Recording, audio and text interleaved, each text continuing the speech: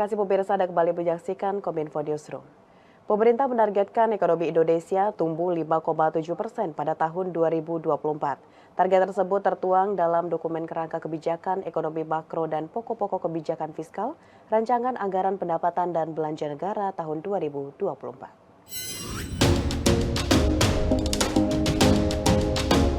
Menteri Keuangan Sri Mulyani dalam rapat RAPBN tahun anggaran 2024 di sidang paripurna bersama anggota DPR RI menyampaikan proyeksi dan kerangka kebijakan ekonomi makro dan pokok kebijakan fiskal 2024. Dalam rapat tersebut, pemerintah mematok asumsi pertumbuhan ekonomi mencapai 5,3 hingga 5,7% pada tahun 2024. Angka ini lebih tinggi dari asumsi pertumbuhan ekonomi tahun ini yang berada di 5,3%. Proyeksi ekonomi makro yakni inflasi diprediksi berada di kisaran 1,5 hingga 3,5%, dengan nilai tukar rupiah berada di kisaran Rp14.700 hingga Rp15.300 per dolar Amerika Serikat. Dan suku bunga surat berharga negara 10 tahun dipatok antara 6,49% hingga 6,91%. Selanjutnya, harga minyak mentah Indonesia diproyeksi berkisar $75 hingga $85 per barel. Lifting minyak bumi 597.000 hingga 652.000 barel per hari. Dan lifting gas 999.000 hingga 1,05 juta barel setara minyak per hari. Menteri Keuangan menambahkan proyeksi nilai tersebut mencermati risiko dan dinamika global dan dalam negeri, sehingga agenda pembangunan di 2024 akan diarahkan untuk mempercepat transformasi ekonomi yang inklusif dan berkelanjutan. Sementara untuk mendukung arah kebijakan fiskal, pemerintah akan menerapkan 3 strategi pada APBN, yakni APBN yang mendukung sasaran jangka menengah, percepatan transformasi struktural, dan stabilisasi ekonomi. Untuk mendukung arah kebijakan fiskal tersebut, maka ditempuh melalui 3 fungsi APBN, yaitu alokasi terkait bagaimana APBN mendukung sasaran jangka menengah dengan bekerjanya mekanisme pasar yang efisien, fungsi alokasi yaitu bagaimana pemerintah melakukan transformasi ekonomi melalui percepatan reformasi struktural, dan fungsi stabilisasi karena perekonomian akan terus dihadapkan pada shock atau gejolak dari berbagai hal. Pemirsa, sensus pertanian tahun 2023 pada 1 Juni hingga 31 Juni mendatang siap dilaksanakan. Menteri Pertanian Syahrul Yassin Limpo menilai kegiatan tersebut merupakan sesuatu yang sangat penting dan strategis untuk mendapatkan data para pelaku usaha pertanian di seluruh Indonesia.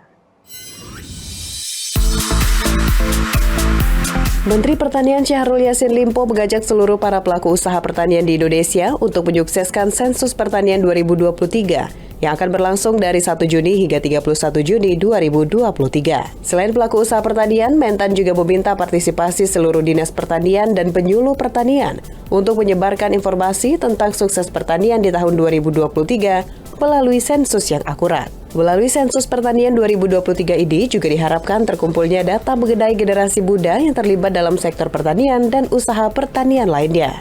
Mentan menilai sensus pertanian 2023 yang akan dilaksanakan oleh Badan Pusat Statistik Nasional pada tahun 2023 ini adalah sesuatu yang sangat penting dan strategis untuk mendapatkan data para pelaku usaha pertanian di seluruh Indonesia.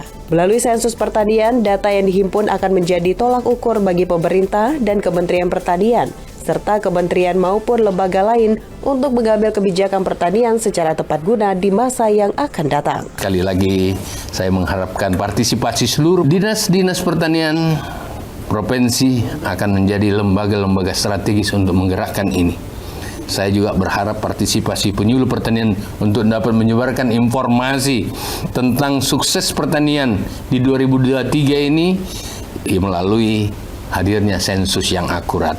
Kokohnya pertanian, kokohnya bangsa dan rakyat Indonesia. Kita ke informasi selanjutnya, pemirsa. Kementerian Kesehatan Republik Indonesia membentuk tim medis darurat di Arab Saudi selama penyelenggaraan ibadah haji 1444 Hijriah atau tahun 2023. Tenaga kesehatan kegawatan darurat tersebut disiagakan untuk memberikan pelayanan kesehatan di 5 sektor daerah kerja Madinah dan 11 sektor daerah kerja Mekah yang berdekatan dengan pondokan jemaah haji. Kementerian Kesehatan siapkan emergency medical team untuk penanganan kegawat daruratan medis pada penyelenggaraan Haji 1444 Hijriah. Hal tersebut perlu dilakukan untuk menurunkan angka kesakitan dan kematian jemaah haji Indonesia di Arab Saudi. Kepala Pusat Kesehatan Haji Lilik Marhendro Susilo dalam keterangan yang menyampaikan bahwa emergency medical team yang dahulu dikenal dengan nama tim gerak cepat ini difungsikan untuk lebih dekat dengan jemaah haji dan bertugas melaksanakan deteksi dini, tanggap darurat pada kejadian kegawat daruratan medis, dan melaksanakan rujukan jemaah haji yang membutuhkan perawatan di KKHI dan Rumah Sakit Arab Saudi. Lilik juga mengungkapkan dalam IMT nantinya juga telah disiapkan 15 orang dokter spesialis yang terdiri dari bidang anestesi, penyakit dalam, bedah, saraf dan jantung, serta 12 orang dokter umum dan 43 perawat IGD, ICU, atau IR.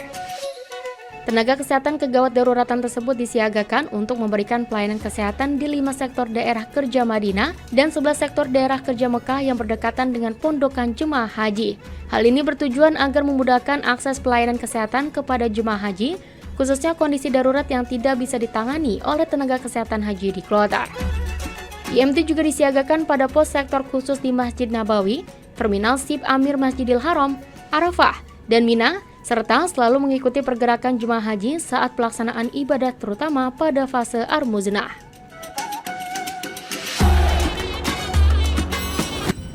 Direktur Jenderal Kesehatan Masyarakat Kementerian Kesehatan Maria Endang Sumiwi mengajak seluruh masyarakat mendukung Bulan Peduli Posyandu. Bulan Peduli Posyandu bertujuan untuk meningkatkan kunjungan masyarakat datang ke posyandu dan menggerakkan pemerintah daerah memiliki peran penting agar posyandu terus aktif. Kementerian Kesehatan Republik Indonesia menggelar Bulan Peduli Posyandu untuk menjangkau seluruh usia dan menjadi garda depan dalam pelayanan kesehatan masyarakat di daerah. Direktur Jenderal Kesehatan Masyarakat Kemenkes Maria Endang Sumiwi mengungkapkan saat ini keberadaan posyandu di Indonesia memiliki peran penting dalam memperkuat layanan promosi kesehatan dan melakukan pencegahan untuk melayani seluruh siklus hidup mulai dari ibu hamil, melahirkan, sampai dengan lanjut usia.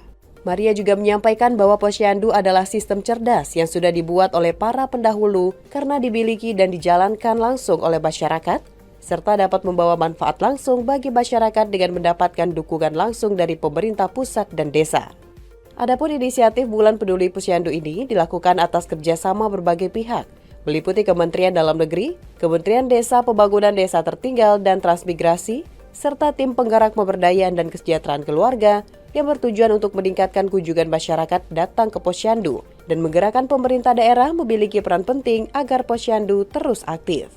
Kita berharap dengan posyandu yang lebih kuat, ini adalah awal untuk kita semua. Dengan posyandu yang lebih kuat, maka masyarakat kita juga akan lebih sehat. Untuk itu kami berharap dukungan semua pihak. Dari lintas kementerian kami berterima kasih dalam 1 tahun ini kita sudah mendapatkan banyak dukungan yang besar untuk transformasi layanan primer dari Kementerian Dalam Negeri, dari PKK, dari Kementerian Desa, dan kami berharap ini kita terus jalankan supaya pelayanan di masyarakat lebih kuat lagi untuk masyarakat yang lebih sehat. Pemirsa, usai jeda kami akan kembali dengan dialog mental juara Timnas Indonesia U22 di SEA Games 2023. Sesaat lagi.